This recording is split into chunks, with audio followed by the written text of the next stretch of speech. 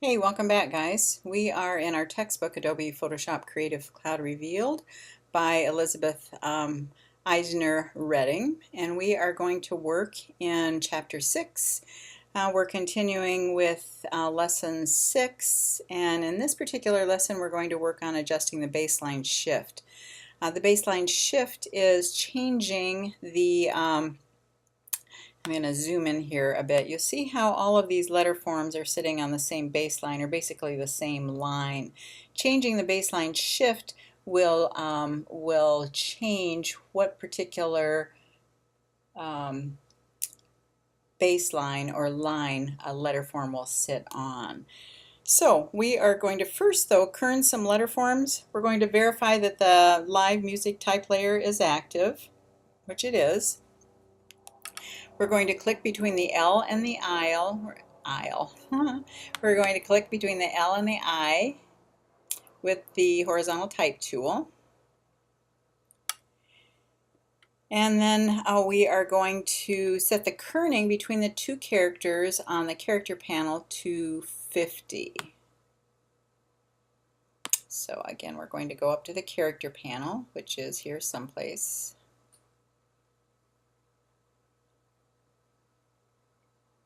If you lose it, like I just seemed to, you can just go to your window and go to the character panel. And then we are going to change the kerning. And the kerning is with this little diagonal line between two letter forms. We're going to change this to 50. And watch between my L and my I, and you'll see a very subtle shift to the spacing between those two. See how that widens. Now we're going to click between M and U in the word music.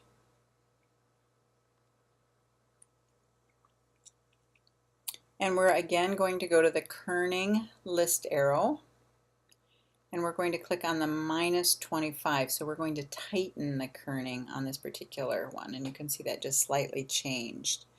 We're going to click the Commit Any Current Edits button on the options bar. Now it says on the options bar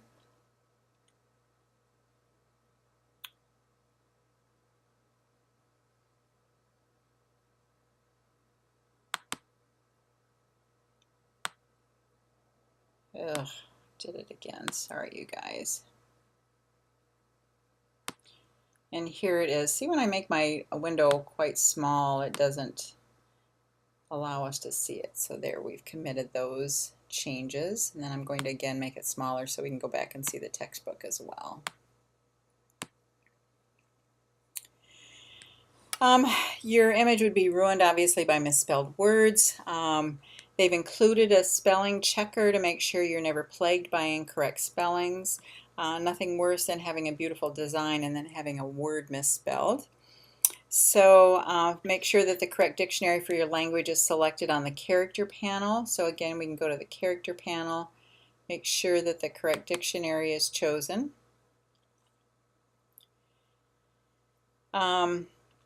And then to check spelling, you just click Edit on the menu bar and go to Spelling, go to Edit,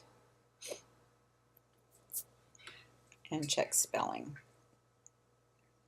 All right, so we are now going to shift the baseline. And again, the baseline is what the typeface sits on, or the letter forms sit on. We're going to choose the horizontal type pointer. We're going to select the L in Live. And then we're going to click the color button on the options bar. And again, you'll see it's kind of hidden back there. Unfortunately, I'm going to make this. There's the color button.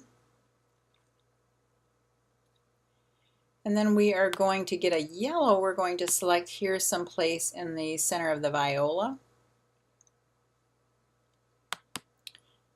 Then we're going to click OK.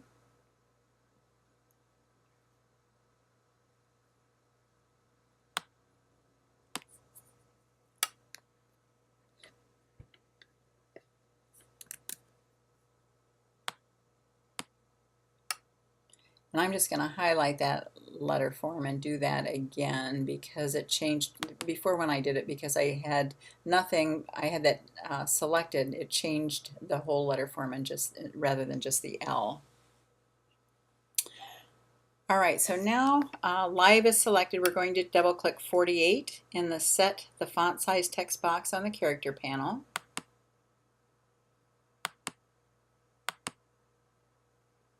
And we're going to type 55.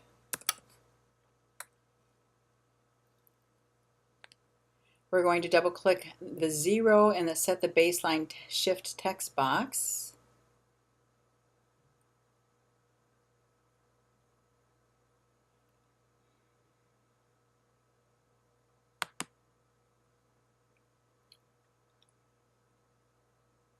And we're going to type -5.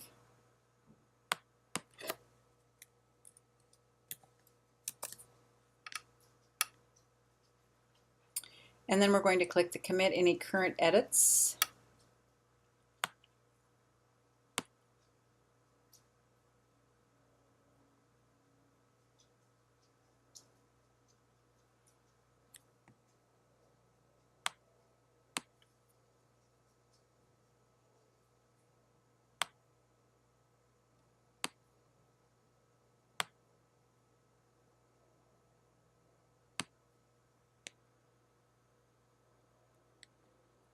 On the options bar, and I had already made it, I'd already applied it, so the that little check, I'm not sure if it was there or not, but I'm going to check on it real quickly here.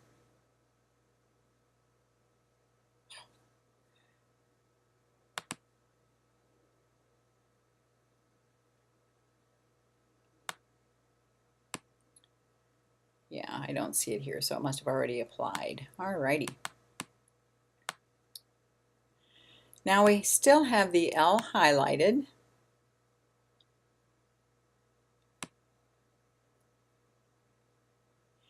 And then we are going to pull up the Character Styles panel.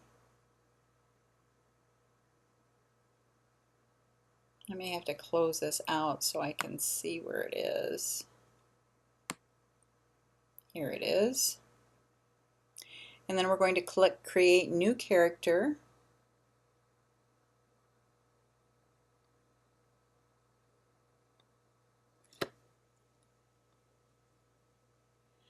And you can see that I've already done this once or twice, probably in preparation for this. We are going to rename it Enlarged Lowered Baseline Cap.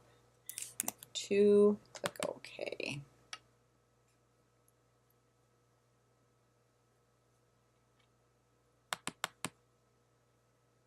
We want to make sure that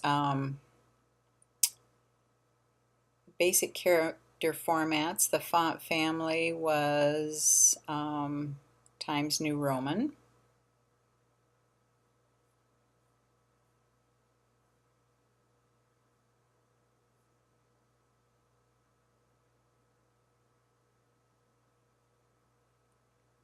The style was bold italic. Size was 55. Baseline shift. Now it says 9 points in here. I thought we did a -5, but oh no, that's not the baseline shift. That's the leading. Sorry, 9 points.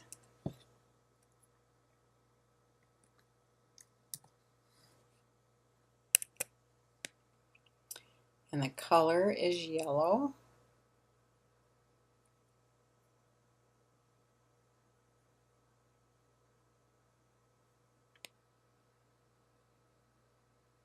And then we need to clear the override, which is actually on the character panel. So, and clear the override.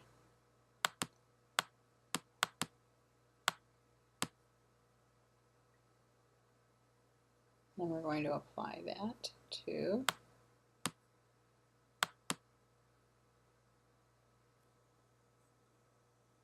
the M as well. So we're supposed to be applying that. I think maybe because I didn't hit the clear override previously that might not be working, but let's try it again. Let's get the type tool, highlight the M.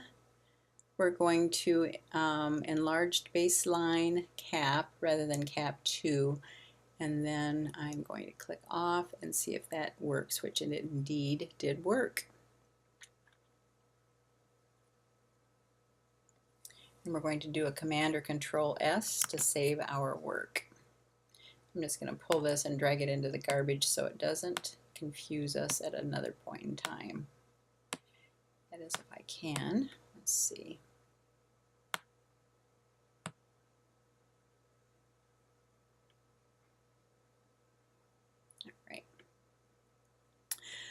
All right, and then this is what it should look like with the baseline shifted on the L and the M. Mine is a little bit higher than that, but it's basically the same thing. Looks a little bit higher in terms of the baseline shift. All right, now we're going to quickly apply the drop shadow, and then I will leave you to your own devices for the rest of these exercises. But if you do need some help, please feel free to let me know, and I'll be happy to do another demo for you. But first, let's apply this drop shadow to the urban music type layer. I'm going to do a Command 0 to bring my whole document back into my window. I'm going to click the layer thumbnail, urban music. We're going to double click.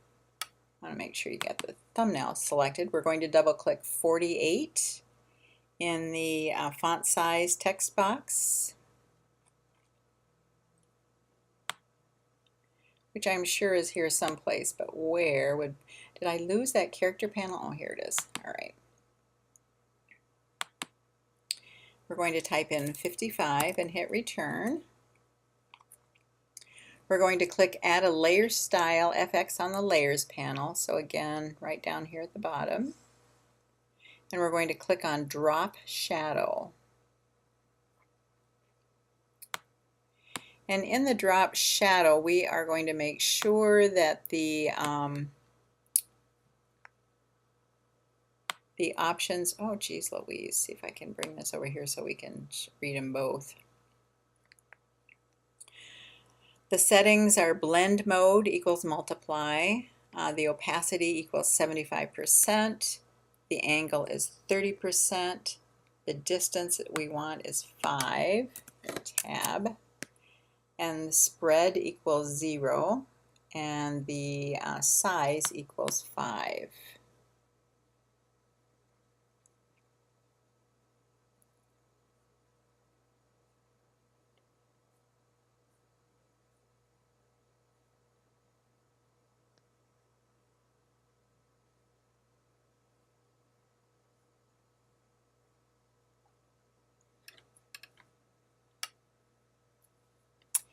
And if I can get this over here so you can see the impact, see on urban music,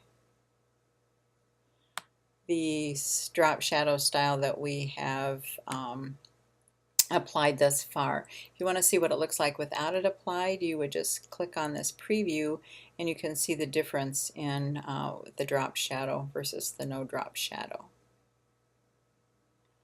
And then we're going to modify the number in the angle text box. We're going to type in 130 for the angle. And again, remember I have the preview applied so you can see the impact on that immediately. And you could also reset the angle by just clicking and dragging this little line. See the impact on the drop shadow. And then click OK.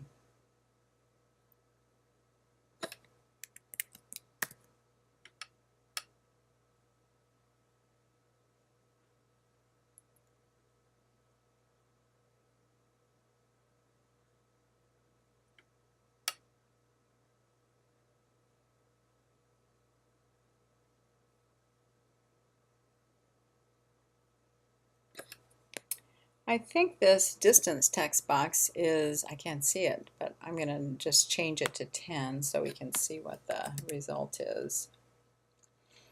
And honestly, the further away your drop shadow is from the base type layer, to me the more difficult it is to read. So I probably wouldn't, I would leave it closer in, like to 5. Just gives it a nice little bump up away from the base layer, and you can away from the actual layer of the urban music. It gives it a nice dimensional effect, but it does not impact negatively its readability. Alright, so I'm going to Command or Control S to save this exercise, and again, if you have other requests for demos, please let me know and I'd be happy to do them. See you next chapter.